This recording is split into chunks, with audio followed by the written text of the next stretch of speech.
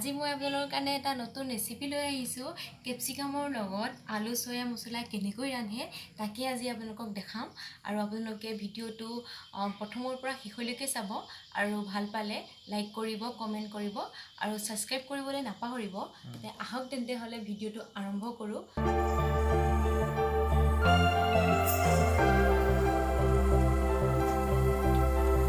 আজি আমি বনাবলৈ আৰম্ভ কৰিছোঁ আলু কেপচিকাম সয়া মছলা।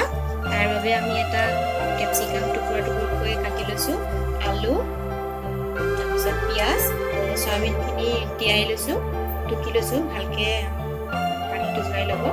তাৰপিছত বিলাহী লৈছোঁ, কেঁচা জলকীয়া, তেজপাত, দালচেনি, আৰু মছলা লৈছোঁ।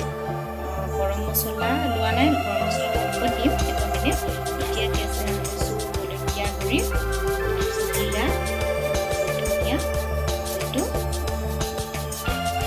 চিকেন আমি আদা নহৰুটো খুন্দি লৈছোঁ। আদা নহৰু পেষ্টটো এতিয়া মছলাখিনি মই পানী মিক্স কৰি লৈছোঁ খুব ধুনীয়াকৈ। পানী মিক্স কৰি ল'লে মানে ভাল আৰু ভালকৈ মিক্স হয়। আমি জেনেৰেলি যেনেকৈ কেৰাহীটো গৰম কৰি লওঁ, গৰম কৰাৰ পিছত তেলটো দিওঁ, তেলখিনি গৰম হোৱাৰ পিছত আপুনি জলকীয়া পিঁয়াজ ভাজি ল'লে, দেখিছেই মই তেনেকৈ ভাজি লৈছোঁ। তাৰপিছত পিঁয়াজখিনি দিলে লৰাব, জেনুইন আৰু আদা নহৰু পেষ্টটো যিখিনি আদা নহৰু খুন্দি লৈছিলোঁ, খুন্দি লোৱা পেষ্টটো দি দিলোঁ, দি পেলাই আমি অকণমান লৰাম।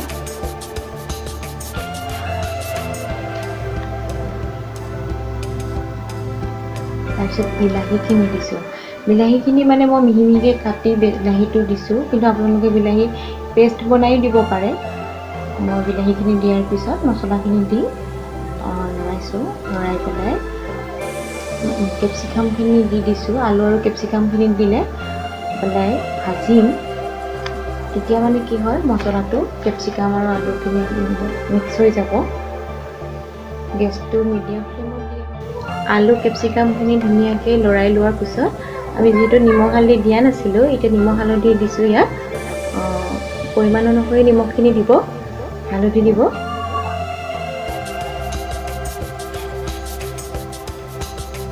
নিমখ হালধি দিয়াৰ পিছত এইখিনি গোটেইখিনি খুব ধুনীয়াকৈ লৰাব, যাতে গোটেই বস্তুখিনিত চব্জিখিনি লাগি যায়।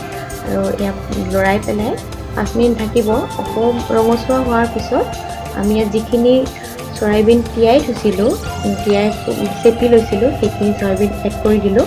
এড কৰি লোৱাৰ পিছত গোটেইখিনি ধুনীয়াকৈ ভাজিব, লৰাব খুব ধুনীয়াকৈ। গোটেই মছলাখিনি যাতে লাগি যায় চবতে, তেনেকৈ লৰাই পেলাই এতিয়া ঢাকি দিব 5 মিনিটৰ কাৰণে। ঢাকি দিয়াৰ পিছত যেতিয়া অকণমান ধৰিব তলত, তেতিয়া আপুনি পানী দিব। পানীটো বেছি নিদিব, অলপ দিব। তাৰপিছত সেইখিনি আমি ভাতৰ লগত খাম কাৰণে জোলটো অকণ বেছি ৰাখিছোঁ, কিন্তু আপোনালোকে ইয়াতকৈ কমাবও পাৰে। প্ৰথমতে যেতিয়া মই গৰম মছলাটো প্ৰথমেই কৈছিলোঁ, গৰম মছলা মই শেষত দিম বুলি, সেইকাৰণে এতিয়া গৰম মছলা দিলোঁ। দি এইখিনি হৈছে আৰু খাবৰ কাৰণে উতল আহিছে ধুনীয়াকৈ।